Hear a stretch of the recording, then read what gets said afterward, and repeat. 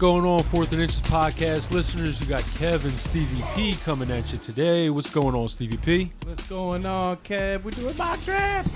Yep, it's mock draft edition today, in between our divisional breakdown. So we got a little bit of time before the draft starts. So let's remind you to check out the website, www.fourthandinchesff.com. That's www.4thandinchesff.com for a bunch of content. You got articles, blogs, player profiles. You can subscribe to our draft guide, which is... it features the decision maker, which is a tiered out guideline for 3 different drafting styles. And of course, we have the cheat codes, which is a visual breakdown of every team's stats from last year. It is a great tool to use to prepare for your drafts, and is the same tool we use to give you the information that we give you on the podcast. So check all that out. You can also find us on the Fantasy Life app. And we have also partnered with fantasygo.com, which Steve talked to you about last podcast. It's basically a situation where you can go on there, you can pick your analyst that you would like to set your lineup for you, and they will lead you to a championship. So look on there, and you can pick me, you can pick Stevie P, you can pick Dan. We'll all be on there giving out advice. So check that out as well. And you may have heard in the background, but that is our draft starting. So here we go. We are at the 5th pick. The first picks were the typical 4, I believe. Yes. It was. Barkley went 1, Zeke went 2. I took Kamara at 3. All right. And McCaffrey went 4. So we are now at the 5th pick. Yeah, it seems like it's going like that in every single draft, that it's just those 4 guys. I don't see any deviation from that. I think the only thing I've seen is David Johnson. I think it was yesterday. I saw him go at 2, which was like, oh, shit. You know what I mean? But other than that, it's basically been the same 4 guys every, since, we've been doing mock drafts since, end of May. So it's definitely going down. These 4 guys are coming off the board quick. Yep. So the next 3 picks were Devontae Adams at 5, I believe. Yep. And David Johnson at 6. It was Melvin Gordon at 7. Who went 8? It is... No, actually, let me go back. So Zeke went 1. Zeke, then Barkley, then Kamara, then Christian McCaffrey, Devontae Adams, David Johnson, Melvin Gordon, Michael Thomas, Todd Gurley. And that puts me up at the 10th pick. Sitting there is DeAndre Hopkins, undoubtedly going to be my pick here. I've talked to you about not liking the running backs as much as we get into the later part of the first round. And so DeAndre Hopkins is sitting there. That's who I'm going to take. Yeah, Alex says quite a drop-off after the big 4 and Melvin. I guess he didn't hear that Melvin is... Melvin might miss the first. He might miss the whole fucking season the way he's talking. Know. My man is like, I'm on the Le'Veon Bell train. Odell Beckham went at 11. Le'Veon Bell went at 12. First pick on the wraparound was Julio, and then the last pick, pick 2 in round 2 was Travis Kelce. That brings me up, and here's a situation where I have James Conner sitting there, I have Joe Mixon sitting there, Dalvin Cook sitting there, the running backs. I've talked about how I like going wide receiver, not as much in PPR leagues because I think you can find wide receiver value late in PPR, but I love drafting Tyreek Hill in this early second round here, so I'm gonna team up DeAndre Hopkins and Tyreek Hill in this wide receiver.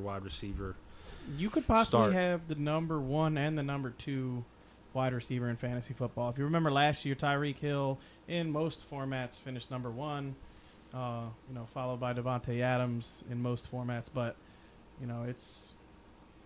that could be 1 and 2 this year, definitely. Yeah. So Why don't you read them off, Steve? I think you have. Do you have the grid there or something? Yeah, I have the grid. I don't have the grid. I'm using my phone, so Kelsey at 2-2, Tyreek Hill at 2-3, James Conner at 2-4, 2-5 was Dalvin Cooks, 2-6 was Antonio Brown, 2-7 was Mike Evans. Antonio Brown going before Mike Evans, I'm starting to think is probably not the way I would do it. Me either, and I've been thinking that for a while now. Me either. I think, like I've talked about Mike Evans, I think on our wide receiver podcast. I think he is that guy in the second round. He has a chance to be a number one overall receiver. Yeah. In this offense with Bruce Arians, if Jameis Winston can put it together, I think Mike Evans is a beast. Yeah, it is definitely a steal. And I'm on the clock, and normally right now I would be like super ecstatic that Joe Mixon is here for me. But as we heard today, AJ Green has a tweaked ankle. We don't know how long he's going to be out. They're going to do an MRI and try to figure out how extensive that injury is. They are saying that it's an ankle sprain, lower ankle sprain. So, but an ankle sprain, we still got 6 weeks before the season starts. I am going to take Joe Mixon here because I think people are overreacting to the news of AJ Green. I may regret that later.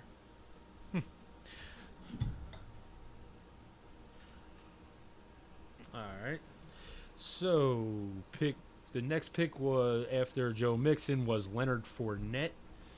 Fournette goes, and now we're on the last pick of round 2. Pretty quick first couple rounds, I'll say. I don't think they've gone this quick for me. Yeah, people are actually here doing it. That's why. Yeah. Well, usually it's actually opposite. I mean, at least these people seem like they know what they're doing. Exactly. You get a couple auto drafters in there, and that thing's just flying. So exactly. See, that's the thing with these mock drafts, and I've noticed that on ESPN more than any of the other sites. I think it's because ESPN is the most popular one. People will leave like in round 6. Me and Kev were just talking about this. People will like do up to round 6 and just be out, and that makes absolutely no sense to me because, when I'm doing a mock draft, I want to see what guys are going later. You know what I mean? Like this guy, what is this? Pick 26. So that's the second guy in the draft is auto picking already. So he, I believe it went Devontae Freeman. I'm sorry, Kev. Real quick, guys. Zach Ertz fell to me at the 3rd round. I am taking him. Okay. Who were the 3 picks before Ertz there? So it was the last pick. It was Leonard Fournette after me taking Joe Mixon, Devontae Freeman, and then T.Y. Hilton, Amari Cooper, and I took Zach Ertz. Yeah, that is extremely high for Amari Cooper to me, man. You know what? People are so hell-bent sent on having the Cowboys this year. Yeah. I've noticed that in drafts. Like, you know what I mean? They want Zeke. They want Amari. And I can understand Zeke. I mean, Zeke is a beast. But also, I would not think that Zeke would go 1. Not in a PPR league, but... And you don't know if he's playing. We don't even know if he's going to sit out. We have no idea. That's true. That's true. He is another holdout. There's quite a few of them that are, big names. You got Michael Thomas out there. He's holding out right now. A couple big names out there are holding out. We'll definitely talk about those guys when we're done our divisional breakdowns. We'll get into that a little bit. But, yeah. Kev, did you happen to notice that Josh Jacobs went before Nick Chubb, Marlon Mack, Adam Thielen, and Aaron Jones? I did not. That is interesting. So at pick 3-3 was me with Zach Ertz. The very next pick at 3-4 was Josh Jacobs, which I think that's a little high.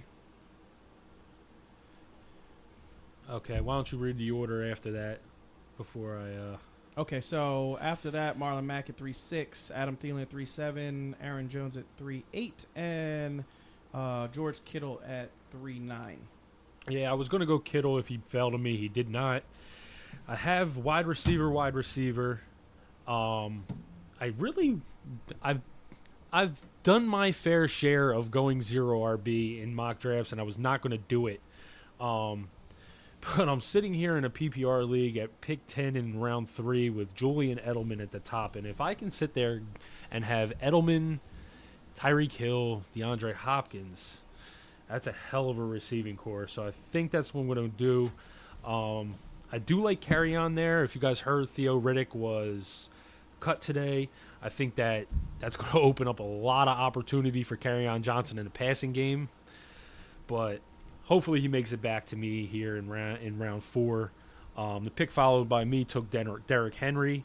If you listen to our last podcast, we had a nice little debate on him. We battled it We battled it out. And it's a season-long battle, I believe me, because we are going to be watching his touches. Me and Steve even got into it. Me and Steve got into it earlier today a little bit about Derrick Henry. So we can't touch Derrick Henry without arguing about that one. Yeah. All right, so round 3, pick 12 was Stephon Diggs, and now we are wrapped around on the 4th round. Pick 1 is up. Yeah, Stephon Diggs. He Diggs took Brandon Cooks. 12. I really like that pick. Don't get me wrong. I'm high on Derrick Henry, and you guys heard all that, but I'm not taking Derrick Henry over Stephon Diggs in a PPR league. That's just not happening. Yeah, so the pick Brandon Cook, he followed the Stephon Diggs pick with Brandon Cooks. Damian Williams went in 3-2 or 4-2. This is ESPN just not updating their rankings, so don't expect that to happen. I think I talked about that with you guys the other day. Like, for some reason, second round pick. He's going to be a second round pick. So here it is. I'm up now at round 4, pick 3. And like I said, I'm going to take carry on. So much for 0 RB. I get my RB1 in the 4th round. And he has a lot of upside with being now the pass catching back. We know that because CJ Anderson has never been a pass catcher. He's not a guy that, you have to worry about stealing targets from Carry-On. Carry-On's probably going to get at least 200, 225 carries this season. And if he gets 60, receptions, if he can stay healthy all 16 games, he definitely has top 10 upside. And, I love Carry-On. Yeah, once I saw that news about Theo Riddick, man, the hard eyes emoji went on Carry On for me. That was it's the only issue that I think we've all been battling is how the Lions will use Carry On, and one less running back in that stable kind of for us is a good sign. So yeah, David Montgomery goes. It's okay. So it goes Carry On, Johnson to Kev, then Cooper Kupp, David Montgomery, and Robert Woods. Cooper Kupp, somebody likes Cooper Kupp as much as I do because I have not really seen other people taking him in the 4th round. So yeah, he goes before Robert Woods, which is the way I have it ranked, but it is what it is. Chris Carson in a PPR with the guys that are available. I don't know if I'm doing that, but you got James White sitting there, Phillip Lindsay, Mark Ingram. I actually like Chris Carson regardless, so I don't think that early in the 4th round I would take him, but I mean, yeah, I'm definitely not taking him in PPR over James White. That's just not happening. Probably not. Yeah, probably not happening for me either. I'll give you that one. James White's going to be my pick in the PPR league. Now we have my man Curtis on the clock, and he is the guy that goes with Pat. Takes Patrick Mahomes. And I'm not mad at him at 4-8 though. Nah, that's later than he's been going. Yeah. So now Steve is on the clock. The pick after Patrick Mahomes was AJ Green. Steve takes James White. He just talked about liking James White here. Alshon Jeffrey went after James White, and so now we're on the last pick of the 4th round, and we're gonna wrap it around with 2 picks with this guy. So let's see what he does here. Okay, so just talking about strategy here, this is kind of what I was thinking with that pick, because if you look at the the running backs that were available still is Sony Michel, which you guys all know I'm not a big Sony guy. You got Phillip Lindsay, which I like, but I'm not taking him over James White. You got Mark Ingram, which I really, really like, but, in a PPR, I'm going to take, White over him. But then when you look at the wide receivers, and this is kind of what I was thinking, I have Kenny Golladay sitting there, Chris Godwin, Tyler Lockett, Sammy Watkins, Tyler Boyd, DJ Moore. These are all guys that I'm 100% comfortable with, taking, and I know one of them is coming back to me because I'm the 3rd pick, so it's going to come back around. Andrew Luck goes in the last pick of the fourth round. That's really early. Yeah, that's earlier than I'm seeing. I normally see him going late fifth. But maybe he just wanted luck that bad. He's up again in the fifth. Maybe he just wanted to use one of these picks. He knew he was going to take Andrew Luck because he figured he wasn't going to wrap around to him in round 6. That's a long wait. It's like 23 picks later. So I feel like he took him just because he has T.Y. Hilton. That's a possibility too. He wanted that combo maybe, but to me that's not a combo that I'm targeting. I guess I'm not. That's not like one that I'm like, ooh, I have to have the Andrew Luck T.Y. Hilton. You know what I mean? No. So Tyler Boyd goes. So he takes Andrew Luck, Tyler Boyd back to back. Kenny Galladay goes, which I'm fucking really mad about because if I would have gotten Kenny Galladay there in the 5th round at pick 3, that's happy. really good value. Yeah, I would have been really happy. So now I'm just gonna go for the guy that I was talking about the other day that I'm super high on that I think has top 10 upside, and it's gonna be Tyler Lockett. I talked about Tyler Lockett the other day to you guys, so it should be fresh in your minds. But Tyler Lockett, like I said, he is the number 1 target on that team now. I think he is going to be used in the slot, which we all know how good those slot receivers can be for Russell Wilson. So I think I'm very happy with having Tyler Lockett as my number 1, and there are some really good wide receivers still left that I'm going to be happy with taking. Yeah, I think followed by Tyler Lockett was Sony Michel, then Mark Ingram, and Evan Ingram.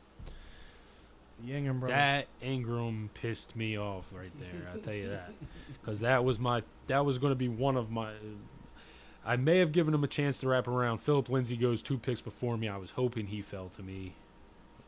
I didn't think he was going to because he was the top guy on the list here, but I was hoping. And this is what we were talking about the other day, Kevin. When we were talking about the Broncos, if you remember, I was saying I did not like Lindsey, not because I don't think Lindsey's good. I just don't like him going in the 4th round. This going in this late in the 5th round is, I think, really good value for Lindsey. I like him in the late 5th round, early 6th round, and if you can get him there, I feel like that's a much better pick than having to take him mid 4th round where his ADP has been saying that he's going. All right, so after Ingram, was it Ridley? Yes, it was Ridley. It was it was Ingram, Philip Lindsay. Philip Lindsay, and then Calvin Ridley. Calvin Ridley has a little bit of a hamstring issue, so you got to monitor that. His stock may drop as the training camp and preseason goes on if he's not getting right. So watch Calvin Ridley. He might be a good pick if he drops into the 6th round, late 6th with this hamstring. It's all about value, guys. It's all about value, Guys like Ridley last year, he had a pretty good season, scored a lot of touchdowns. Could be hard for him to, duplicate that, but it's better if you're taking that shot in the 6th round as opposed to the 5th. Looks a little bit better. So here I am, round 5, pick 10. You got some good players on there. There's some good players. I don't need a wide receiver, and Chris Godwin, Sammy Watkins, DJ Moore are all there. The next 2 running backs up are Kenyon Drake, Tariq Cohen.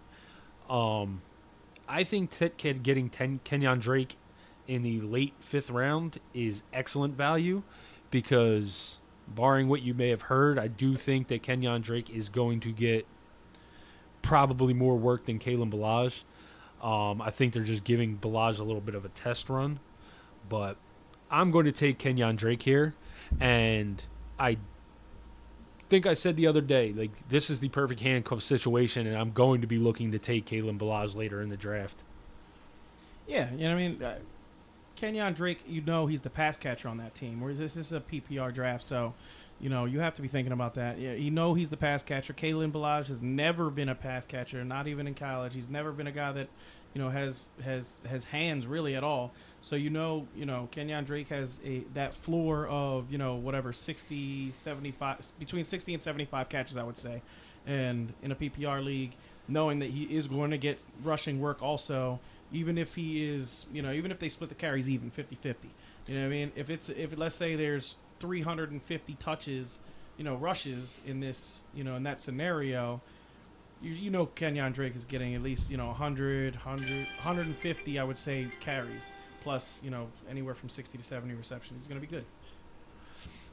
Yep. And so the pick followed by me was Chris Godwin, followed by Hunter Henry, which I loved because I was hoping O.J. Howard fell to me, and he did. So that's who's going to be my pick here. But Hunter Henry was followed by Aaron Rodgers, and pick Tariq 2 in Cohen. round 6 was Tariq Cohen. So I'm going to here select O.J. Howard. So now I have 6'3", that's great. Kerryon Johnson, Kenyon Drake, of DeAndre Hopkins, Tyreek Hill, Julian Edelman, and O.J. Howard is my tight end. I love that start to my team. Yeah, that's a good start. I like that team. All right, so while some of these picks are starting to go off, I'm going to read you some teams. We got Andrew Luck, Ezekiel Elliott, Devontae Freeman, T.Y. Hilton, and Tyler Boyd. That's Team Steel. I actually really like that team. I'm not huge on TY and PPR, but we'll get into Tyler Boyd a little bit on Monday, and that's the last division we'll break down, so I don't want to get into him too much, but I think he's good, up for a big season. I've talked about how much I love Devontae, and Zeke is just Zeke. Yeah, Zeke's a beast. Then you got Team Cigars, and they have Barkley, Fournette, Amari Cooper, Alshon Jeffrey, Kenny Galladay. I like that team. We talked about Fournette the other day. If he stays healthy and he gets anywhere from 250 to 300 touches, is kind of where I'm estimating him at. He's going to be very good, and that's 2 dominant running backs. Amari Cooper, I think he went a little early. Alshon Jeffrey, I think he's a good 2-3 guy. And Kenny Galladay, I definitely think is a wide receiver too, which was funny because he actually took Alshon Jeffrey first and then took Kenny Galladay. But that is what it is. The next team is me, Team Mario, and then we got Amari Cooper, Joe Mixon, Tyler Lockett, Zach Ertz, and James White. So far, I'm liking my team. I am actually going wide receiver again, and it is on me. So, looking at the wide receivers, we talked about Robbie Anderson. He's got a terrible schedule in the beginning of the season. We got Allen Robinson, we got Mike Williams, we got Will Fuller. I think I can come back and get Will Fuller. I am going to take Christian Kirk here. We talked about how high we are both on Christian Kirk, and I think this is going to be the beginning of his breakout season. So, I am going to take him and be happy with him as my number 2 wide receiver. Yeah, we both love Kirk. I mean, in this offense, the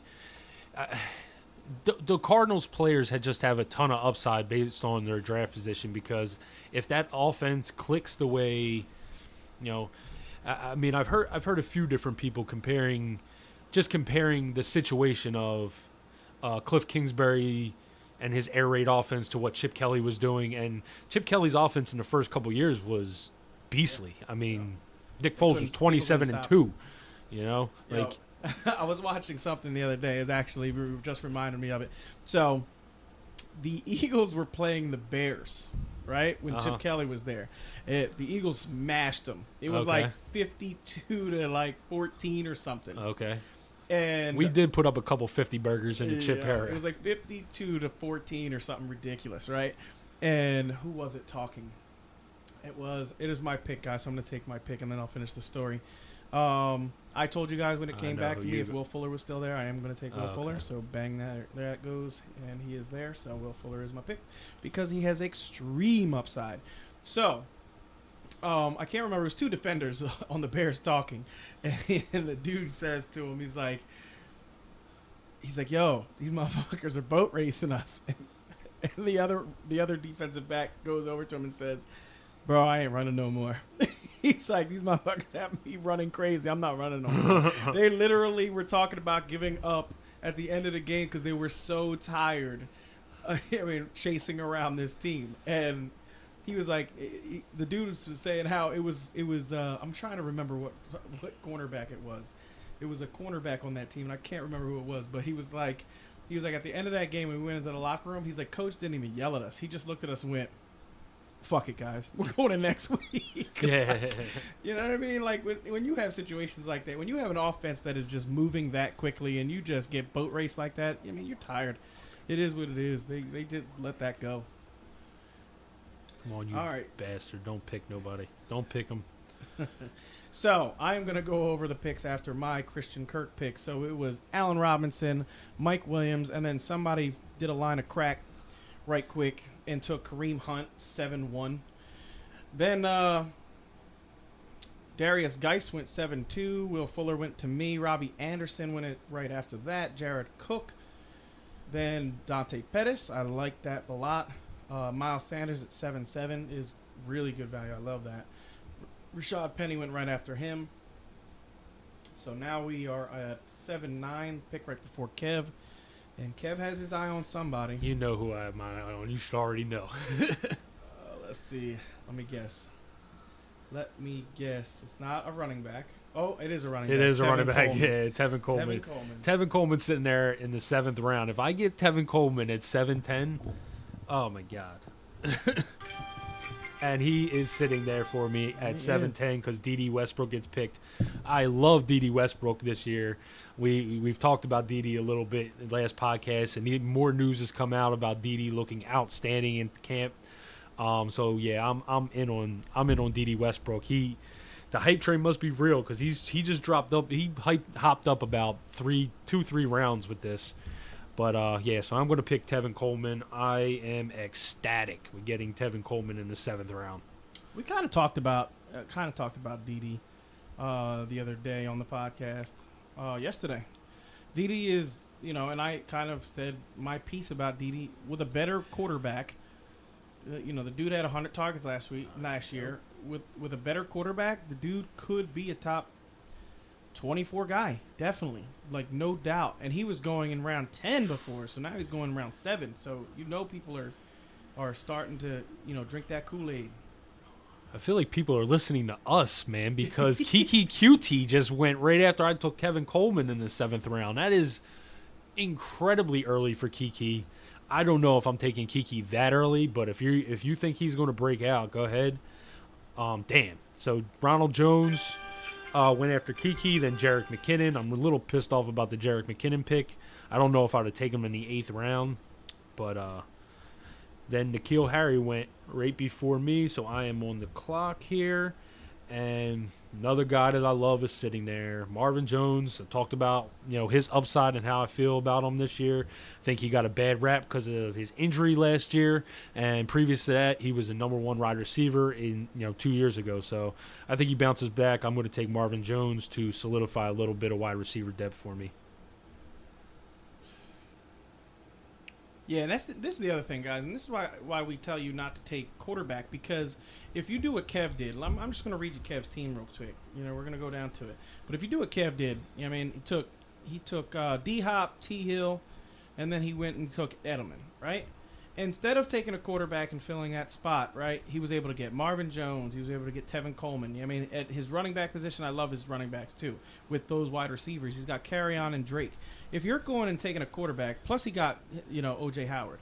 If you're going and taking a quarterback there, you're losing out on, the upside of Marvin Jones having a good season. Because guess what? Kenny Golladay can't get all the fucking targets. You know what I mean? Targets got to go around. And you got a rookie tight end there. Rookie tight ends don't normally catch, I think I was looking at a stat the other day. It was something ridiculous. It was like 2 tight ends since 1999 have caught like 40 passes as a rookie. And it was Gronk, and the other one was like somebody else. Maybe Evan Ingram. Evan Ingram. Because Evan Ingram was Evan Ingram's like one of the only tight ends recently that's finished in the top 5. Yeah. It's finished as a top 5 tight end as a rookie. Yeah, it was crazy. It was just like, wow, like it's a really weird stat. But, Kev's high on Marvin Jones. He got him here. Now, if he takes the quarterback, guess what? Marvin Jones ain't going to be there, because if you're looking at just ESPN ranks, You know, Marvin Jones was the next guy up. yeah, So. he was the next guy up. You know, you got Corey Davis after that. You got Larry Fitz, who, you know, out of that group I like. But you got Golden Tate, who's going to be suspended for the first 4 games. If you guys didn't hear the news, he's going to be suspended for the next 4 games. Delaney Walker just went in the 8th round. Guys, people are listening to us. Holy shit. Jesus. Yeah, it's crazy. Wow. This is unbelievable. I have not seen Delaney Walker go that early in a draft. No, me neither. Okay, so we are in round, 8? We're around 8 at pick 10. So round you are up. 8, and I am up. This is where I was talking to you guys. I am getting Carson Wentz at the end of round 8, and I am taking him here. Yeah, I'm sure you love that. Yeah, I love that. Yeah, you know, he, like we said, guys, he's been going in the 7th round. He's been moving up draft boards, and I don't blame anybody that takes him in the 7th round because he has top, you know, he's got the number 1 QB upside. He really does. That is for sure. So, after you was... so after I took... After you was David Njoku and then Eric Ebron. We are now wrapping around to the 9th round, and this guy just took Ebron. Let's see who he repeats with. We talked about Ebron, guys. Neither one of us are are fans of him, and I'm actually surprised. In this, you know, he's dropped down to the 8th round here, so you know, people are listening, man. This guy, you know, Eric Ebron, he's due for an extreme regression. That guy's never. He's been a bust pretty much every year he's in the NFL until last year, and I think he just linked up with Andrew Luck and had a good year because Jack Doyle was hurt, and Ebron took advantage of his opportunity. But they might be in a lot of 2 tight end sets there, and Jack Doyle might be taking a lot of that work from Eric Ebron. You are not lying. So I am going to be on the clock in a second. Yep. So Larry Fitz was next, and then Cam Newton. So now Steve is on the clock. I am on the clock, and I am looking, and I have Will Fuller on my bench. The running backs that are available are Henderson, Latavius Murray, Naeem Hines, Austin Eckler, Peyton Barber, Dante Foreman, Royce Freeman. I think I can get those guys on the way back. There's a couple of them I like there. So I am going to look at wide receiver.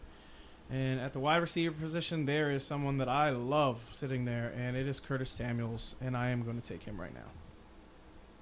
Curtis Samuels, you know, we talked about him a couple days ago, last week we talked about him, and, you know, if you look at a points per game basis, I want to say it was, he missed a couple of games last year, but if you look at the games that he played compared to DJ Moore, he had, I think it was like 11.2 points or something like that, and DJ Moore had like 12.1.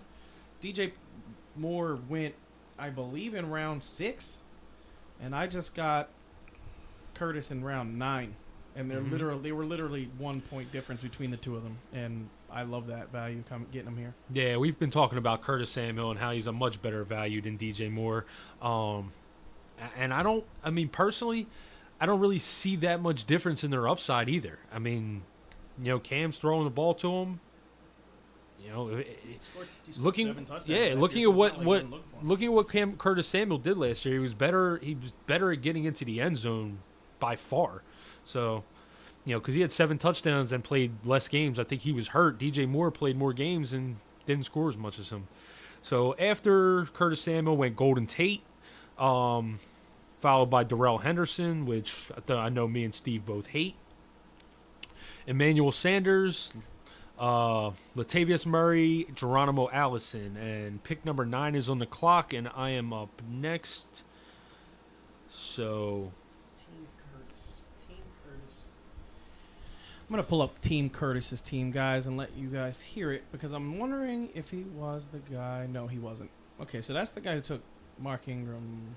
Okay, so that's the guy who took Pat Mahomes. So he took Pat Mahomes, Nick Chubb, Mark Ingram, Devontae Adams, Juju Smith-Schuster, Jared Cooks, Sammy Watkins, Corey Davis, and Darrell Henderson. That's not a bad team. I don't mind that team. I don't understand I don't understand that. Well, I guess at the ninth. What was the ninth round? Yeah, ninth round pick. What was it? Pick 5. I mean, Darrell Henderson in that pick. I don't think that's terrible, but there's. I think you're praying for a Todd Gurley injury for him to be viable, and there's other running backs there that I would rather have. Austin Eckler. I'd rather have Austin Eckler. I'll tell you right now, Melvin Gordon. I don't want to pick Austin Eckler right there, just because I'm not really excited about Austin Eckler, even if he is the starter. So I am up. The guy before me took Peyton Barber. I'm going to go with a guy we talked about yesterday that I think over, maybe not right away, but over time is going to take that starting job away. That's going to be Deontay Foreman. He's sitting there next to Royce Freeman. If I was able to get Phillip Lindsay, I would have taken Royce Freeman instead.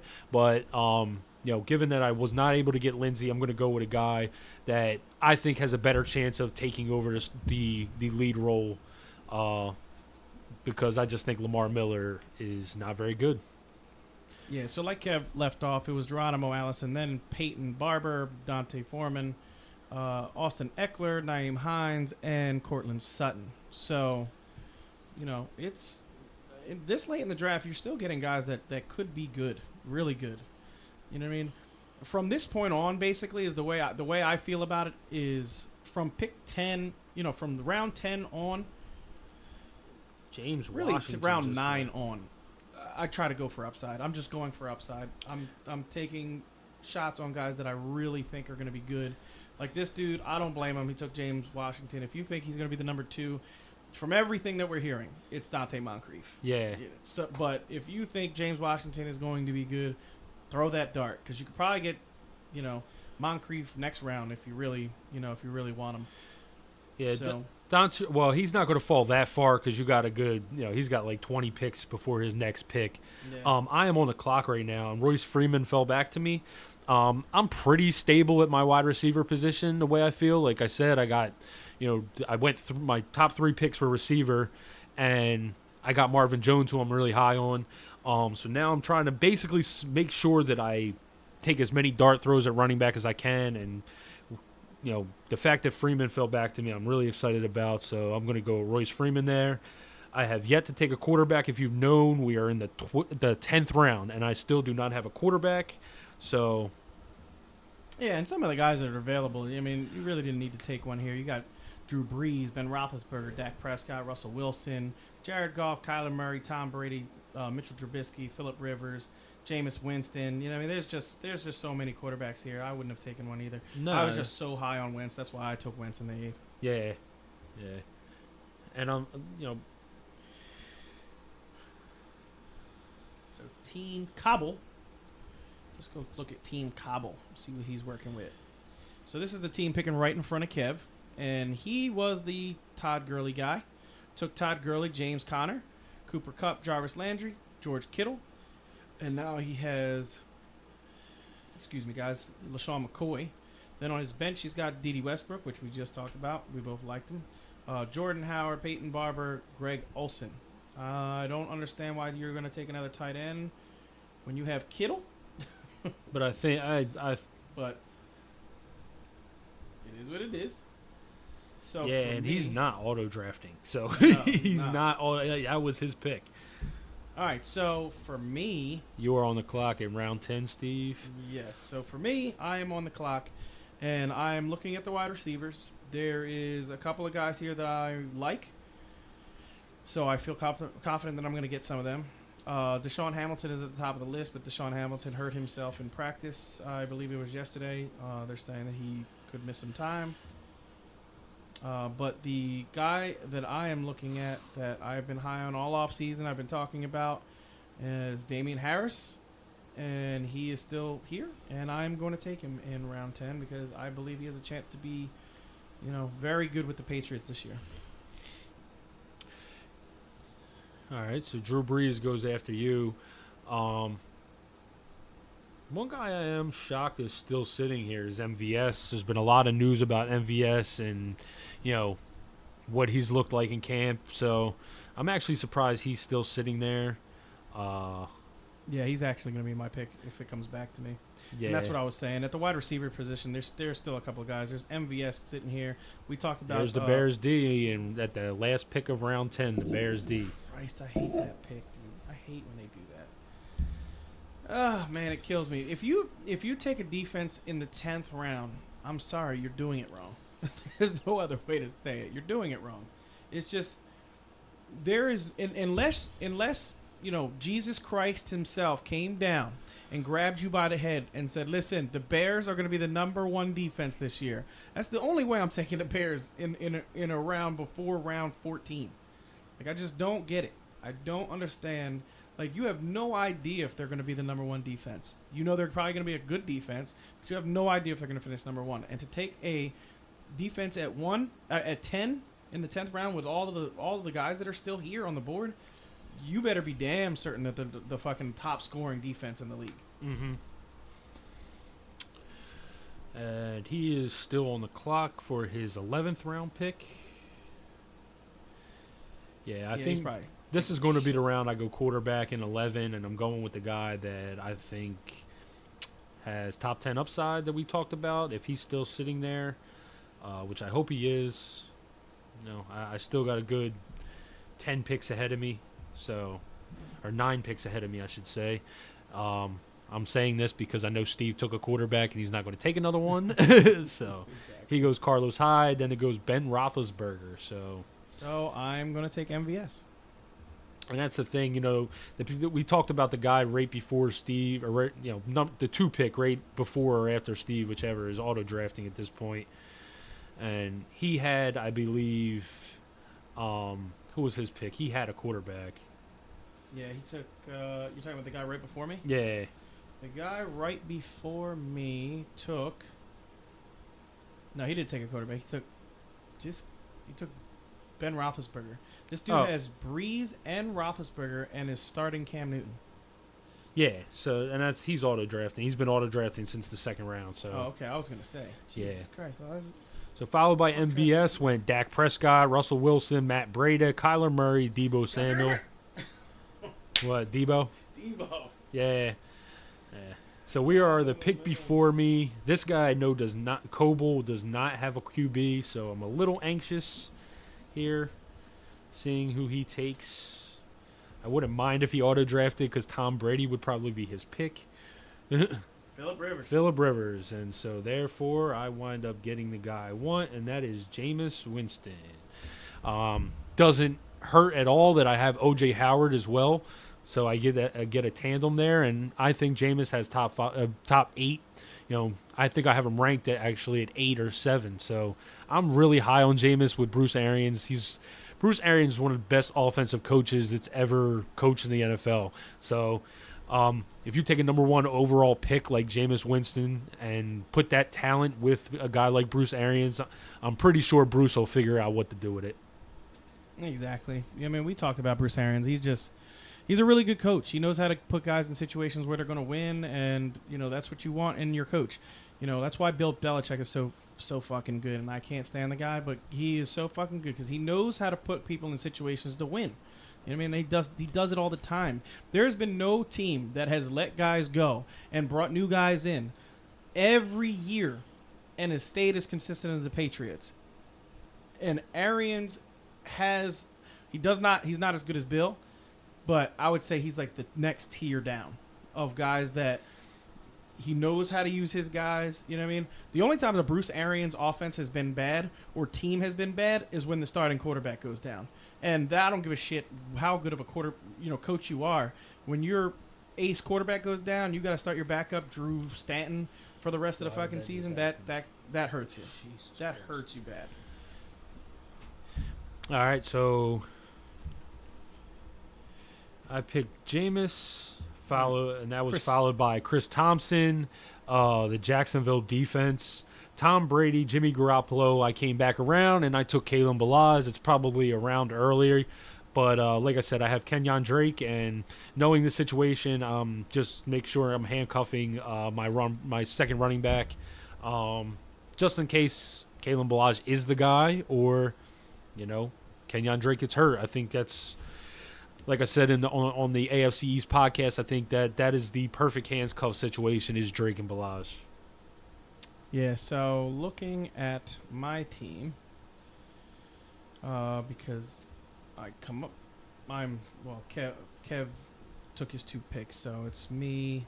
I'm going to look at my you're team. about, 5 picks away, maybe 6 picks away? Yes, 6 picks away. Yeah. So, and 4 of the guys in front of me are auto picking, so this is going to come up quick. But I have Carson Wentz, Kamara, Mixon, Lockett, Kirk, Ertz, James White, and then I have Will Fuller, Curtis Samuel, Damian Harris, and MVS. So for me, at this point, I am picking for pure upside. Guys that I think are going to blow the fuck up if, given the opportunity. And one of my favorite guys to take this late is Duke Johnson. And the reason being is I believe Duke Johnson is going to get traded. And me, Kev, and Dan have talked about it all offseason that if he goes to a team like the Tampa Bay Buccaneers or if he goes to a team like the Texans or one of those teams, he is going to be very good. And I am getting him super late in the 13th the 13th round. And I am 100% cool with that. Yeah, I said that the other day. If the Texans are the perfect team to trade for him because they can then cut bait with Lamar Miller and ride Foreman as their first and second down guy and then come in with Duke on passing downs. I think that would be an excellent situation for them. I literally have no idea why Lamar Miller is on their roster at $6 million at a $6 million cap hit. Exactly. And in this part of the draft, guys, you got to remember, after you have your starters, and I'm not talking about your fucking defense and your kicker. Those don't count.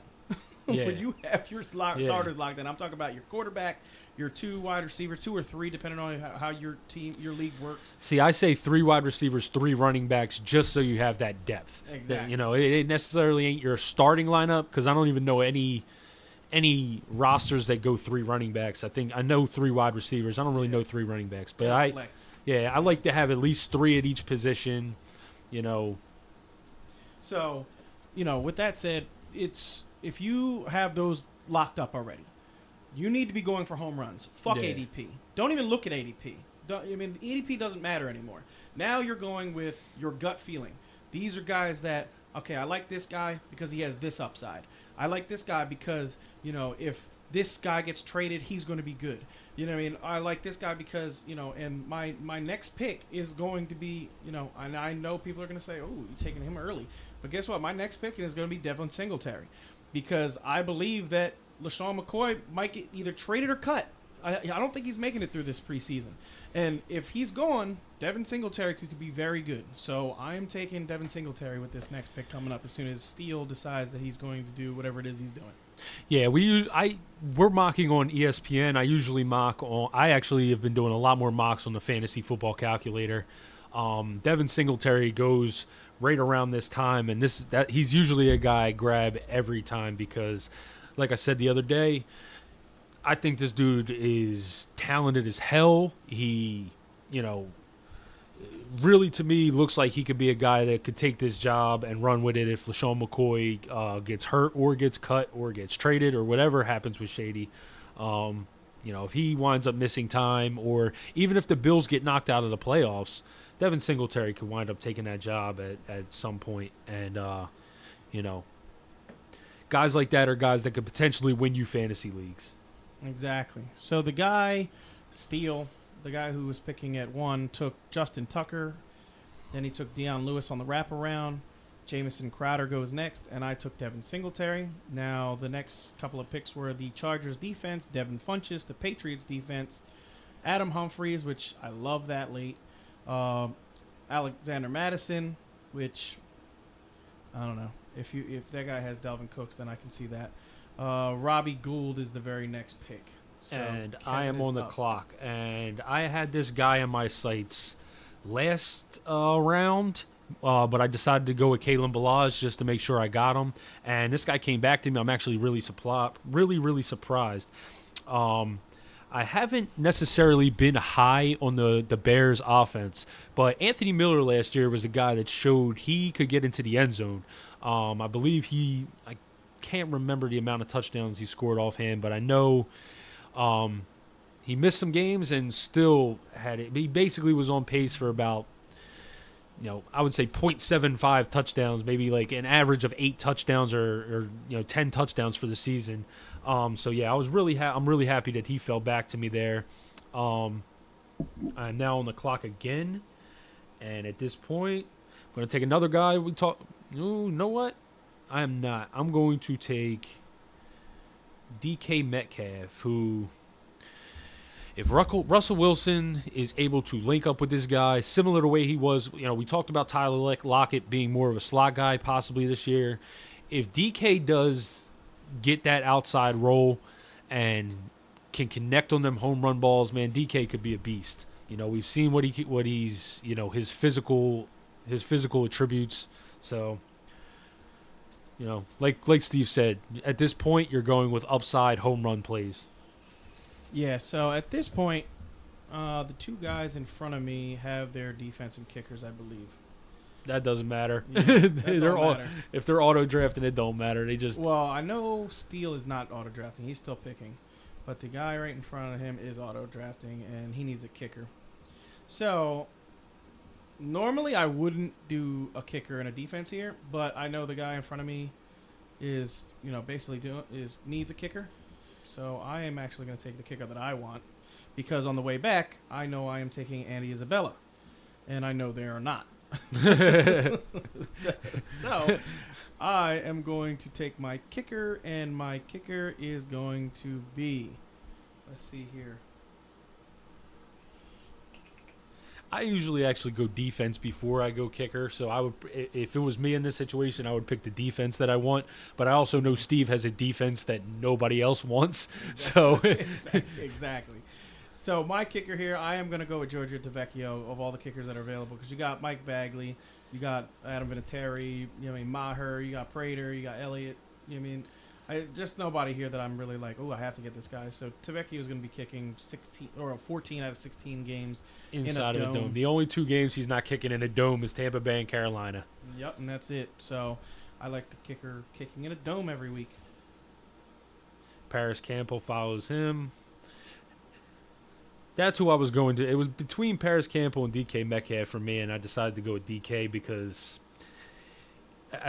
I think DK has a better chance at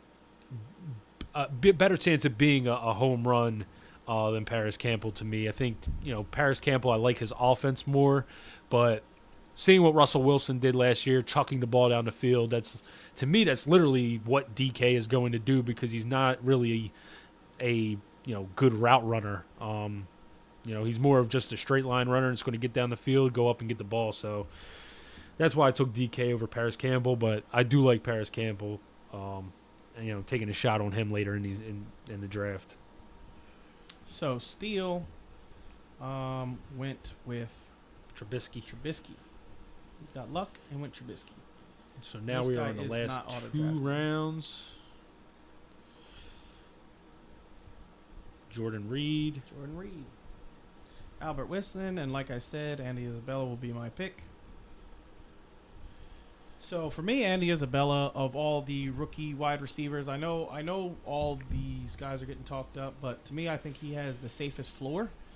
I think they brought him in there for a very specific reason, to use him as the quick intermediate guy that's going to get open real fast and hit him with passes and let him make plays after the catch. Because if you watched Andy Isabella in college, the dude was a playoff, was a yak monster. He literally was. Like, he caught the ball, juke a guy, hit the sideline, out. You know what I mean? Run deep routes, run a crossing pattern deep, catch it, touchdown. Like, he's awesome, and I really like his upside. So, like I said, guys, go upside in these rounds. So Andy Isabella was followed by the Colts, the Broncos, Bagley from the kicker from the Chargers, Adam Vinatieri, Chris Herndon, Jimmy Graham. That came to me. I've been preaching about the Eagles defense, not because I'm an Eagles fan, but because if you stream defense, the Eagles play Washington week 1. Washington literally could be a shit show this year, and they're honestly probably a good team to stream against. They're obviously going to have their games where they hit it, but especially looking at it, Dwayne Haskins don't have a lot of help there, and if Darius Geis is hurt, you're basically counting on AP to carry that team, and he's like 75 years old now, so it might be a little tough for him to do that. He says he's going for 2,000, bro. He ain't going for no damn 2,000 yards. AP is like, AP don't even live on planet Earth. AP lives in fucking planet AP. That motherfucker's in his own world, bro. He is. He is. So, yeah, I like taking the Eagles defense. I've been talking about streaming them because their week 1 matchup against Washington is awesome. After that, it was the Browns defense. Then Brett Maher, Kenny Stills, Matt Prater came back to me. I took Jake Elliott. He was literally the best of the kickers. Do not knock me because of the Eagle kicker defense combo. It was not my intention, but to me, he was the best kicker. He had the best offense left. That was followed by Paul Richardson, the Cowboys D, Mohamed Sanu, DJ Chark, Marquise Lee, who are 2 Jaguars receivers getting drafted in the last round. Kyle Rudolph. Steve took his favorite defense, the 49ers defense, followed by Mason Crosby, and the last pick is the Texans D. So let's give some grades, Kev. Let's do that. Let's grade these teams. Quick grades. All right, Team Steele. He drafted. We'll go by roster. So Andrew Luck is his QB. He's got Elliott and Freeman, T.Y. Hilton, Tyler Boyd, Mike Williams is his flex. He's got Eric Ebron as his tight end. The Bears D and Justin Tucker. He's got Kareem Hunt, Larry Fitzgerald, Carlos Hyde, Deion Lewis, Mitch Trubisky, Jordan Reed, and the Texans D. Like I said, I liked his starting. I actually really like his starting lineup, except for Ebron. And the fact that he has Jordan Reed could actually be a good thing for him if Jordan Reed stays healthy, because Jordan Reed, it really does still produce. I mean, the problem with Jordan Reed is not his production, it's his health. So his team could actually be very good if Jordan Reed stays healthy, because I think Ebron's going to regress.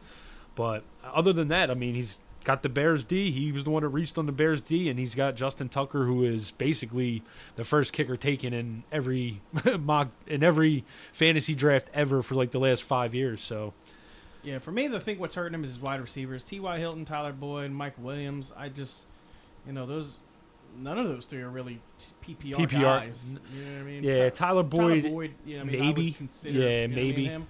But T.Y. Hilton is just a big play, a much better Deshaun Jackson guy, and Mike Williams literally was saved by 10 touchdowns last season. If it wasn't for 11 touchdowns, because he had a rushing touchdown, but if it wasn't for those touchdowns, he really wouldn't have been very good last year. But I like his starting quarterback, and I like that he has Ezekiel Elliott. Bears defense, who the fuck knows what they're gonna do. Justin Tucker is a solid kicker, but other than that, his bench is fucking terrible. His bench is like probably one of the worst. He's got Kareem Hunt, Larry Fitzgerald I'm cool with. He's got Carlos Hyde, Deion Lewis, Mitchell Trubisky, Jordan Reed is good, and he picked a second defense. When you pick the fucking Bears, you don't want to take what are you doing picking another defense? Like, I don't even understand. But I give this team a C. Just based on the starting lineup, I would go B minus, just because I really like the starting lineup, the potential in the starting lineup, I should say. And if Kareem Hunt does come back, or if Damian Williams gets hurt, this dude really could take off, because he could then throw Kareem Hunt or Carlos Hyde in his flex. I'm not big on Carlos Hyde, really drafting Carlos Hyde, but it's more so if Damian Williams gets hurt, because I think we're all pretty sure that Damian Williams is going to be the guy. Let's go on to Team Seager. He has Cam Newton, Saquon Barkley, Leonard Fournette, Amari Cooper, Alshon Jeffrey, David Njoku, Kenny Galladay, the Saints D, and Mason Crosby. His bench is Allen Robinson, Darius Geis, Drew Brees, Ben Roethlisberger, Jamison Crowder, Paris Campbell, Albert Wilson. He was actually drafting. Why did he draft 3 quarterbacks? His team would be good if he didn't draft 3 quarterbacks. Yeah, I don't know. Starting lineup, I give an A, but his bench, having the 2 quarterbacks on your bench when you already have Cam Newton, you could have had a better bench. I'm going to give this team, I'm going to leave it a B. I'm going to give this team a B because I just don't understand the 3 quarterbacks. But, this team's pretty good. Yeah, I'll go B as well. I think, I like that he has Darius Geis on his bench. I hate Allen Robinson, so I'm not a fan of that pick. But, yeah, I do like Paris Campbell as a shot. Albert Wilson, Steve talked about him the other day. That's his last pick, and, he could pay off. Somebody's got to catch balls in Miami. But, yeah, having two quarterbacks really, knocked him from potentially getting an A. So, we'll move on to Steve's team here. Steve, why don't you read off your team? All right, so I got Carson Wentz, Alvin Kamara, Joe Mixon, Tyler Lockett, Christian Kirk, Zach Ertz, James White, the 49ers defense, Tavecchio as my kicker. I got Will Fuller, Curtis Samuel, Damian Harris, MVS, Duke Johnson, Devin Singletary, and Andy Isabella. So for me, I would give myself also a B. I'm hurting at wide receiver, but I knew I was going to be when I took 3 running backs and then took a tight end. So for me, I just wanted guys with upside, and I think Tyler Lockett has a whole lot of upside, and I think Christian Kirk has a whole lot of upside. Plus, I took Will Fuller, and I already told you guys how high I am on Will Fuller. So for me, I took a whole lot of upside at wide receiver, and I love my running backs and quarterback and my tight end. Yeah, and see, this is like the we talk about going wide receiver. This is kind of the opposite. This is going running back, and then drafting your tight end. I fucking love your team, Steve, mainly because I love all the wide receiver shots you took. So Tyler Lockett, you know how high you are on him. Christian Kirk, who I love, I think he's going to be a beast. Will Fuller, if he stays healthy, has proven to be a beast. Curtis Samuel is a guy who's going later than DJ Moore, and judging from what we saw last year, has just as much upside. MVS, he's in Aaron Rodgers offense, and he's basically going to be, they're talking about mixing Allison and Adams in the slot and on the outside. He's dead outside. This guy's going to be a home run threat pretty much every game. So and then you got Devin Singletary and Andy Isabella, who both are very good rookie flyers to take. I love that you have Carson Wentz and Zach Ertz and that tandem. Yeah, I love how your team played out. Truthfully, I would say B+, maybe even an A. Yeah, I would give myself a B+. I don't think it's an A team only because my wide receivers. Your wide receivers are rough. So yeah, my wide receivers, if they pay off, they're really going to pay off. Yeah. But if my wide receivers don't pay off, then I'm going to be hurting a wide receiver all year. Yeah. So now you got Team Simpson. He's got Matt Ryan, Christian McCaffrey, Josh Jacobs, Keenan Allen, AJ Green, Delaney Walker, Sony Michel, the Chargers D, Kai Fairburn, Robbie Anderson, Golden Tate, Dante Moncrief, Dak Prescott, Tyrell Williams, the Colts D, and Kyle Rudolph. Man, I hate this. I'm not a fan. I'm not a fan of Sony in a PPR league.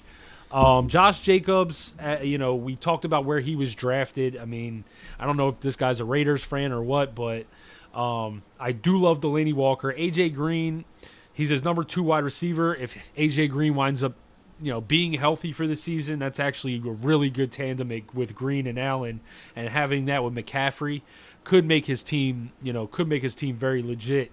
Matt Ryan, we talked about the off and on years, so none of us are really high on Matt Ryan. His bench to me is terrible. terrible. Robbie Anderson, we talked about the other day, has such a difficult schedule. Golden Tate just got a 4-game suspension. Moncrief could pay off for him. I will give him that. Mm-hmm. Dak Prescott, there's no sense in having a second quarterback. Tyrell Williams, who knows? I mean, that could be a good payoff pick. Another defense, and Kyle Rudolph, who is a blah tight end. I mean, I can understand it. I mean, you took Delaney Walker, and so you wanted to take Kyle Rudolph or another tight end, somebody with some upside. Kyle Rudolph has no upside. No, he's very meddling. Yeah, he has no upside. So for me, the only 3 picks I like on this team are McCaffrey, Keenan Allen, and AJ Green. Other than that, I've been telling you guys I don't like Sony Michel. If I understand he's in his flex, so you know what I mean. That makes it a little bit better. PPR, but it's PPR, which makes it. He doesn't catch any passes. I mean, Matt Ryan. I told you about every other. You know what I mean. I still think that's a thing. I think he's going to have a good year, but I don't think he'll be as good as he was last year. Last year he played a lot of catch-up ball because their team was not as good, and they had to pass a lot because their run game wasn't good and their defense wasn't good, so they were playing a lot of catch-up and they couldn't run the ball. So yeah, and then he's got the Chargers D and Kyrie Fairbairn. So for me, I do like his kicker and defense, if that's a thing. I love his tight end. Yeah, for me, I'm giving him a C- just because this bench is so bad. I'm going to give him a C+ because I actually, if AJ Green is healthy, I do like his starting lineup. I'm not big on Sony Michel, but I'll give him a C+ because his bench is terrible. It is so bad. He literally could probably go to the waiver wire and pick up a better bench. So now we'll move on to Team Curtis. He has Patrick Mahomes, Nick Chubb, Mark Ingram, Devontae Adams, Juju Smith-Schuster, Jared Cook, Sammy Watkins, the Vikings D, and Will Lutz. He has Corey Davis, Darrell Henderson, Deshaun Jackson, Russell Wilson, Devin Funchess, the Broncos D, and Marquise Lee. Wow. I really like his starting lineup. Not necessarily his tight end as much. I don't know if Jared, like we talked about Jared Cook a little bit. Breeze hasn't used the tight end really well since Jimmy Graham. Cody Fleener went there and everybody thought he was going to be the man, and he was a complete bust. But he's got my number one quarterback. He's another guy that could potentially have the top 1 and 2 wide receiver this year. Nick Chubb and Mark Ingram, I think, are very, very solid running backs. Sammy Watkins in his flex could have a ton of upside just being in that offense, and the fact that he has Mahomes and Watkins could pay off for him. The only thing really missing from his team is a good tight end. That's what's making his team a B+ for me, because he didn't draft a backup tight end, and I'm just not sold on Jared Cook, so that's what's giving him a B+ grade. Otherwise, that I would give him an A, because Corey Davis isn't a bad shot. We talked about him. Deshaun Jackson, I think Deshaun Jackson could really blow up with Carson Wentz. I'm not big on Darrell Henderson or Devin Funchess. Don't think he needed to draft Russell Wilson since he has Patrick Mahomes. Don't need the Broncos D since he has Vikings D. Marquise Lee isn't a bad shot. So his bench and his tight end are the reason why he gets a B+, but the rest of his starting lineup is really good. I definitely give this team a B+. I like this team a lot. When you have Devontae Adams, Juju Smith, and, the upside of Sammy Watkins with the Viking defense, Will Lutz is a solid kicker and the number 1 quarterback, that is a solid core. And then to get Nick Chubb and Mark Ingram, that's just 2 solid running backs. They're going to be good. You don't really have to worry about those 2 guys. They're pretty sturdy. They're not very injury prone. Well, Chubb was a little bit injury prone in college, but he is very, he had a knee injury in college, in case anybody, you guys didn't know that. But Henderson, where he got him at 9, I'm cool with. Corey Davis as a bench player, just to see what he does, I like that. Deshaun Jackson, he's going to have blow-up games, and on your bye weeks, you hope that he, has that blow-up game on your bye weeks. Russell Wilson is, a good number 2 quarterback if you needed one, but you don't need one with Mahomes. Funchess, just can't fucking catch to save his life. Broncos D and Marquise Lee. I'm not. It is what it is. Yeah, his bench and his tight end are the reason why he's not an A team. Let's move on to Team Lang. He's got Baker Mayfield, David Johnson, Marlon Mack, Mike Evans, Dante Pettis, Evan Engram, Chris Carson, the Patriots D, and Steven Gostkowski. He's got Lamar Miller, Emmanuel Sanders, Michael Gallup, Matt Breida, Deshaun Hamilton, Bagley from the kicker from the, I don't know his first name. Is it Michael Bagley? I think it's Mark. Marvin maybe? I think it's Mark. Mike. Okay. So it is Michael. Okay. Michael Bagley and DJ Chark. This team has a lot of upside. I'll say that. David Johnson has number 1 running back upside. Marlon Mack has top 10 upside. Mike Evans, number 1 wide receiver upside to me. Baker Mayfield could be an animal. Evan Engram could be an animal to me. Chris Carson is a solid flex. PPR might be, he might be a little off in PPR leagues, but I still like him even in PPR. It doesn't bother me.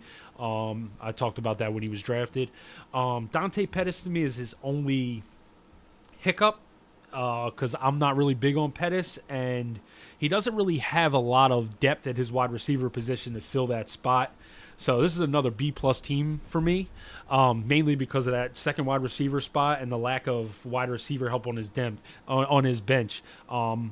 Maybe Emmanuel Sanders is healthy and can slide in there, but outside of that, his bench has no wide receivers on his bench. Michael Gallup, I'm not, I don't.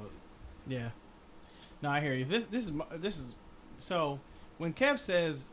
Okay, so we talked about this on the podcast the other day, but I just want to reiterate about Mike Evans. So, Mike Evans, 100%, I don't give a fuck what you think, Mike Evans 100% has number 1 overall wide receiver upside. The dude had 138 targets last year, which is not even the top echelon of guys, because you're talking about, the top echelon of guys is 169 targets to Devontae Adams and 169 to Antonio Brown and 166 to Juju Smith-Schuster. Those guys are all getting 30 more targets than what Mike Evans saw. Mike Evans blew them away in yardage. He had 1,524. He had 1,500 fucking yards. And he only caught 86 balls. Caught 86 balls and had 1,500 yards receiving. He was over 17 yards per catch. That's insane. That is awesome numbers, right? If that dude has those numbers and puts up a 12 touchdown season, he's the number 1 wide receiver in football. And it's that simple. Period. And with Bruce Arians, like I said, if this, all right. So Steve talked about the Titans yesterday on our AFC South podcast and said their offenses has to get better. I think the Bucs is the similar thing. Like, their offense has to get better. If it stays the same, Mike Evans, solid second round pick. If this offense gets better, that means Mike Evans gets better. And if Mike Evans gets better, he definitely could finish in the top. Definitely finish as the number 1 overall. Definitely top 3. So yeah, this team has just a ton of upside. Dante Pettis is another guy with some upside, but he's just not a guy I'm high on, which is why I give it a B+. Yeah, man. So I like this team. I probably give this team. I probably give it a B+ also. I mean, I do like his bench. I know Lamar Miller being a bench person. I think a bench player is great. Yeah. You know what I mean, Emmanuel Sanders, bench player, great. Gallup, Breida, Hamilton, Bagley, Chark, Bagley. I don't, whatever. But I do like this team. I wish that. If I were him, because when he took Chris Carson, there was some really good wide receivers still available. Mm-hmm. Had he taken, had he taken another wide receiver where he took, instead of waiting for Dante Pettis later on in the draft, and had Lamar Miller as his number 3, running back, and then had a better wide receiver, this team could be an A. Yeah, he could have had AJ Green there.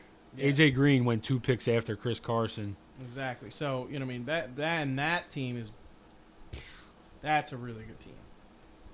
All right, so Laz Hall. Team Laz Hall has Deshaun Watson, Melvin Gordon, Philip Lindsay, Antonio Brown, Adam Thielen, Trey Burton, Robert Woods, Buffalo Bills defense, Vinatieri, Miles Sanders, Sterling Shepard, Latavius Murray, Kyler Murray, another guy who took 2 quarterbacks, Adam Humphries, Hooper, Sanu. I like that he took, if you're going to take a quarterback with upside, at least he took Kyler Murray, you know what I mean? Put him on his bench. But I like this team. My biggest problem with this team is his tight end is terrible. I already told you guys I cannot stand Freddie. He does have Austin Hooper, so I know. Yeah, he I know does you have could, Austin Hooper in his bench. So that's a rebound. He's probably gonna be starting Austin Hooper all year long. yeah, eventually he'll defense. start Austin Hooper. Yeah, Bills defense is. I already said it. They're awesome. Adam Vinatieri, he's just a block kicker. But I would give this team a B+. I like this team. I think if he had somebody a little bit better than Lindsey as his number 2 running back, I would love this team. But he did take Miles Sanders, who has a lot of upside. He took Latavius Murray, who's a safe guy. So I like this team. I'm going to give it a B+. Yeah, I'm going to actually go B+ as well. Only because of the tight end. Because I love everything about the rest of his team. I think his bench is really strong. Kyler Murray, having him on his bench when you have Deshaun Watson is useless. But at this, if this is a real league, maybe eventually you can trade Kyler Murray if he blows up. But yeah, I think he's got 2 very solid receivers, 2 very solid running backs. He's got a guy with number 1 QB upside, a very solid flex in Robert Woods. Trey Burton to me, him or Austin Hooper, they're very blah tight ends. So that's the only thing keeping his team to me from being an A. Yeah, I agree. Okay, so I'm not even going to fucking attempt it. It's Jaramillo. Fuck it. Jaramillo, yeah. Jaramillo. Team Jaramillo. All right, so they took Jared Goff, which I already talked about the other day. I like that. He waited on quarterback and got a good one. You got Dalvin Cook, Aaron Jones, Mike Thomas, and Calvin Ridley.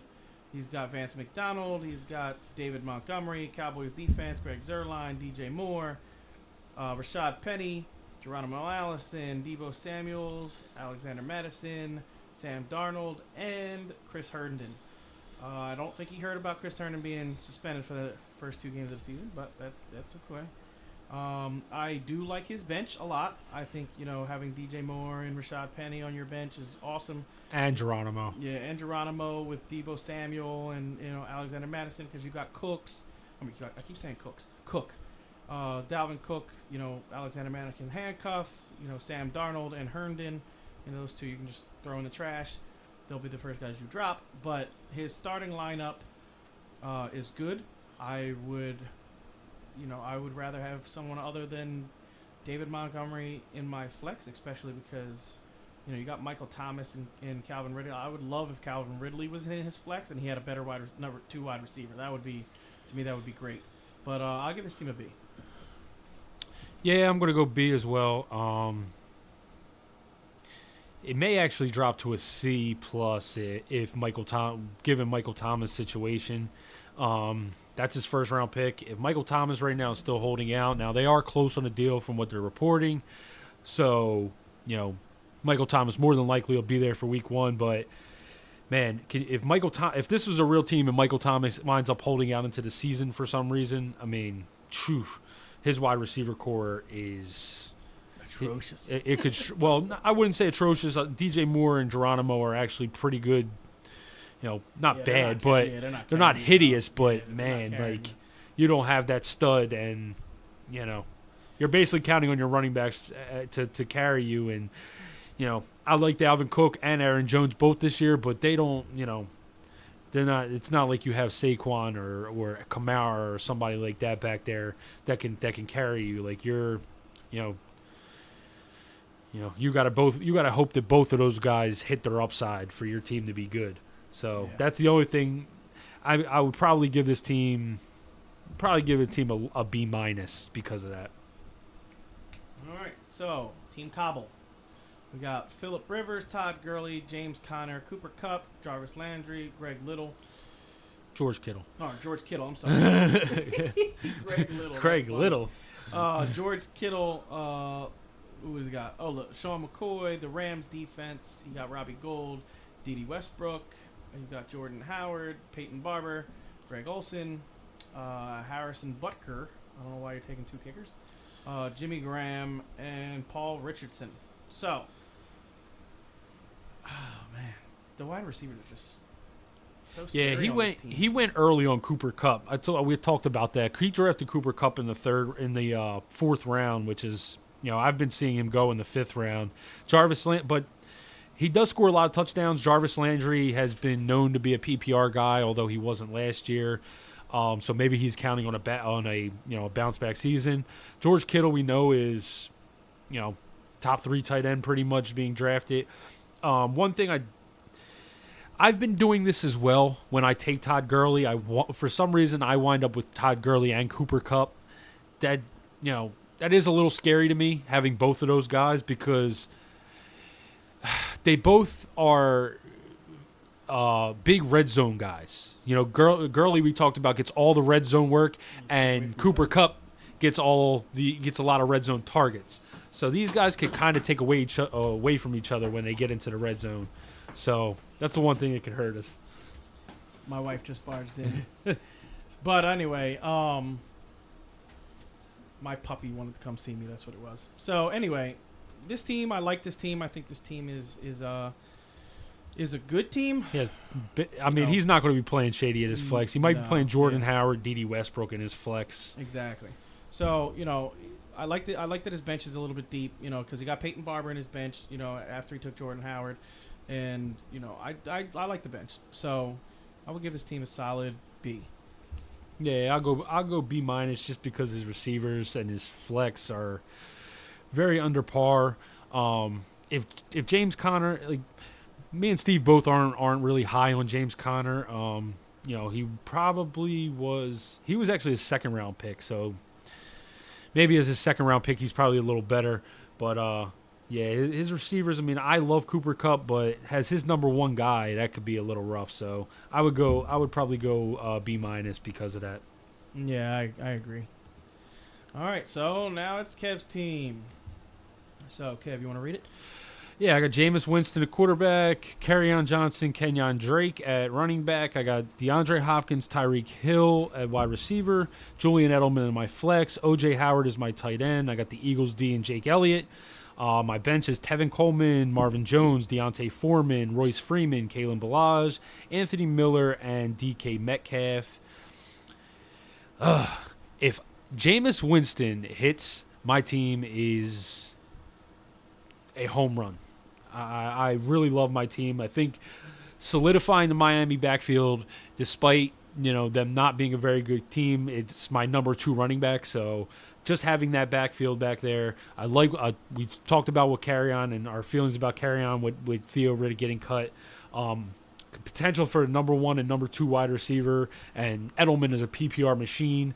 O.J. Howard has a ton of upside, and I love my bench. I am so happy with Tevin Coleman falling to me. I think Tevin Coleman could actually be my number 2 running back if the Miami backfield doesn't pan out. Deontay Foreman and Royce Freeman are both there. They are both guys that could wind up taking the starting job.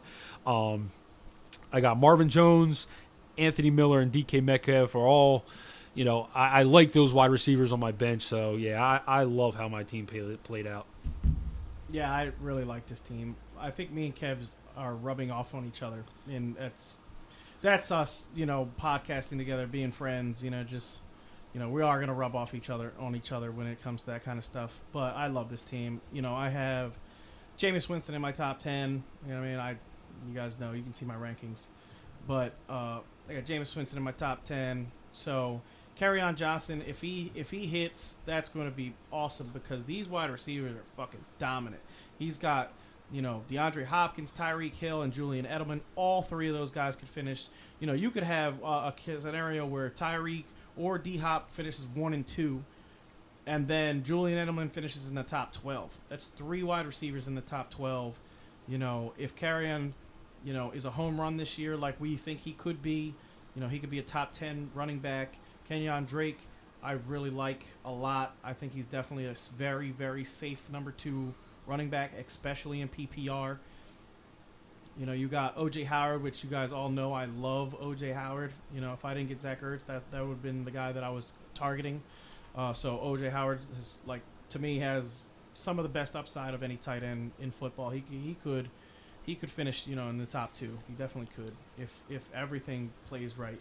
The guy averages 16 yards per catch for his career. He's just a big play tight end that I love to have on my team.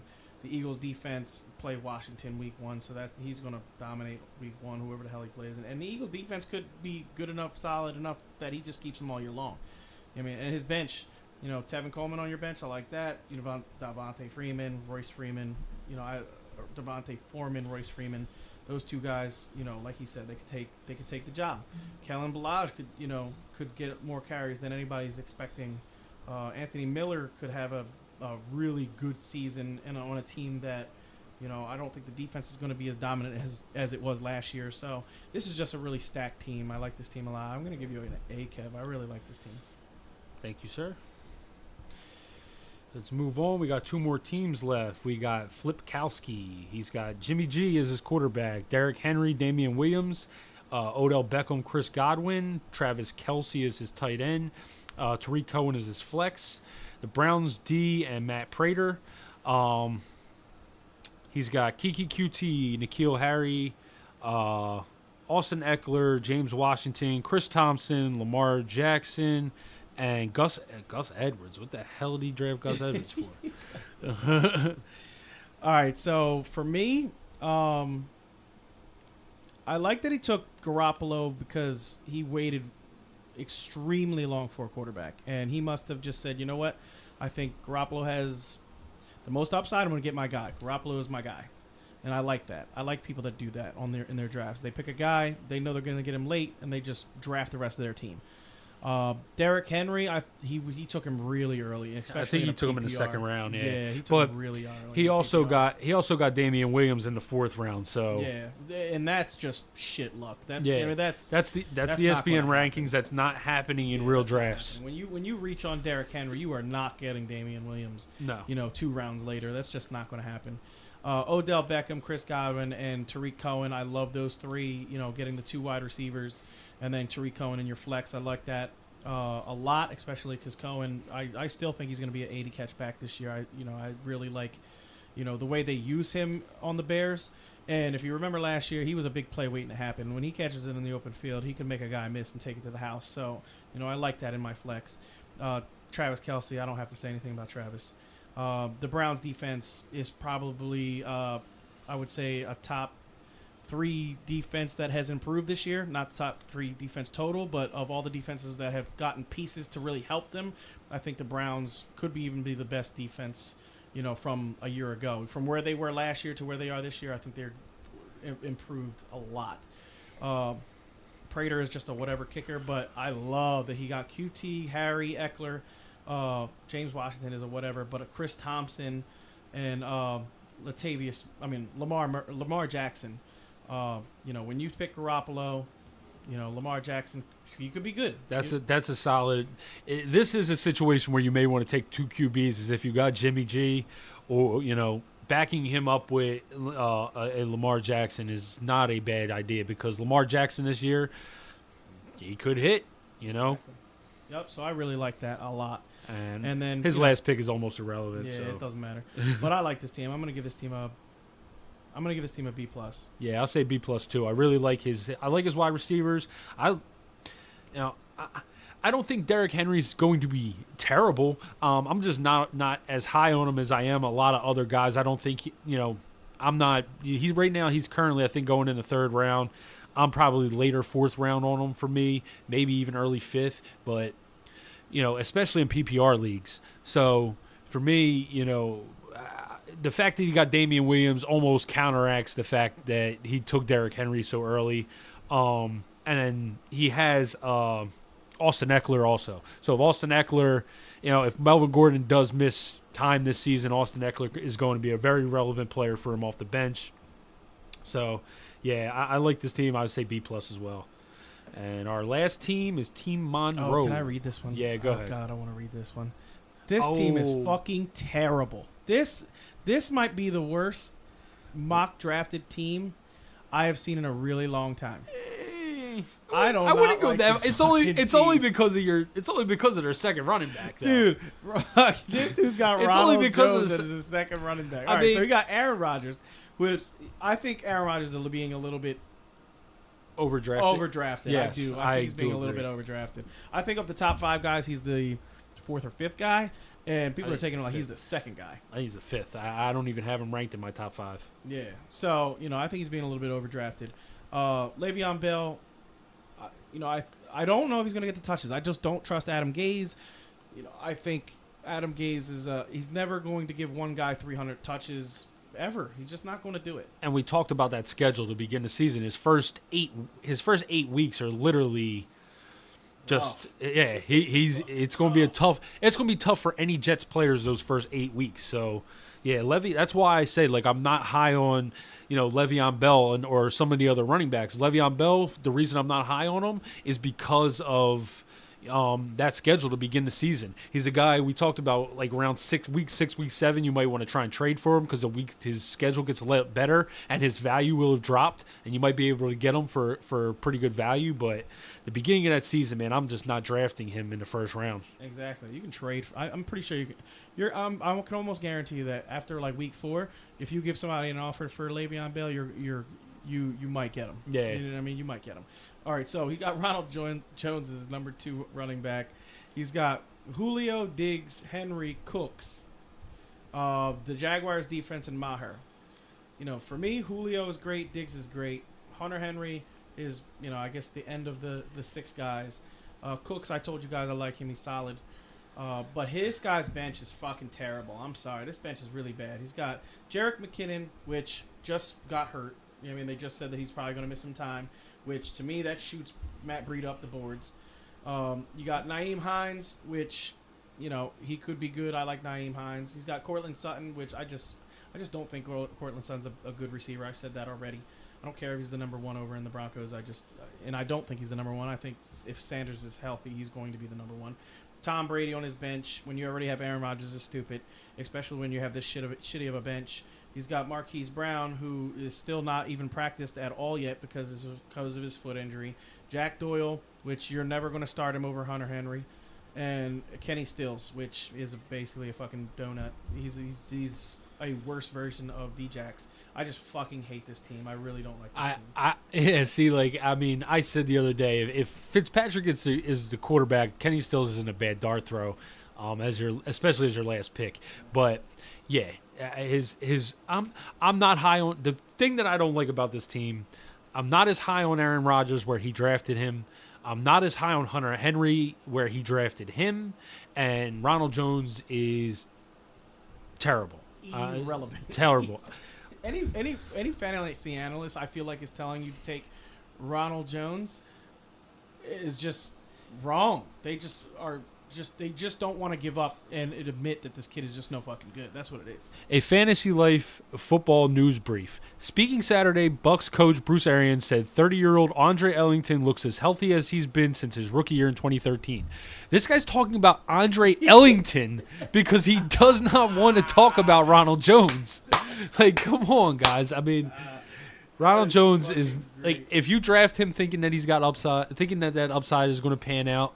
I will say he has the upside if he can put it together. But me, Steve, do not believe that. He is slow. He does not hit holes very well. The guy averaged less than a yard per carry, less than a yard per carry in the preseason last year. He's just not a guy that we expect to break out, despite what other people are saying. So, yeah, I would say C for this team. I do like his wide receivers. I think his wide receivers are very good. His bench is a little shaky, but starting wide receivers are very good. Starting wide receivers. His bench is a little shaky. So, yeah, I would go C. Yeah, I'm going like C minus. I just don't like this team. I just think, if you're going to go with a team with upside, I can see. But where is the upside on this team? Julio Jones is great. You know Stephon Diggs is good. You know Brandon Cooks is good. Other than those three guys, Le'Veon Bell, we have no fucking idea what he's going to be with the Jets. We really don't. So, I definitely think you can take him as your number one running back, and I'm cool with that. Aaron Rodgers, you know what I mean? Where he took him super fucking early. Took him, what was it, fourth round? I think he took him fourth or fifth round, something like that. That's way early. And, to have Ronald Jones as your number two running back, that's terrible. You're basically getting a zero. He's getting a zero every week because Ronald Jones ain't even going to see the field. Like, literally everything coming out of Bucs camp is nothing about Ronald Jones. No. Like, it's Peyton Barber. It's fucking Andre Ellington. You know what I mean? It's just there's nothing about Ronald Jones being good. So I don't know. I just don't like this team. So that is going to wrap it up, guys. And yeah, that was all the teams. So tell us what you guys think. Leave some comments letting us know what you guys think about these teams. If you agree with our rankings of these teams, and we'll put your comments on the podcast next time. Yeah, and don't forget to check out the website again. That's www.fourthandinchesff.com. Is www.4thandinchesff.com for a bunch of content, articles, blogs, player profiles, and subscribe to our draft guide. So until next time, peace out, guys. Peace.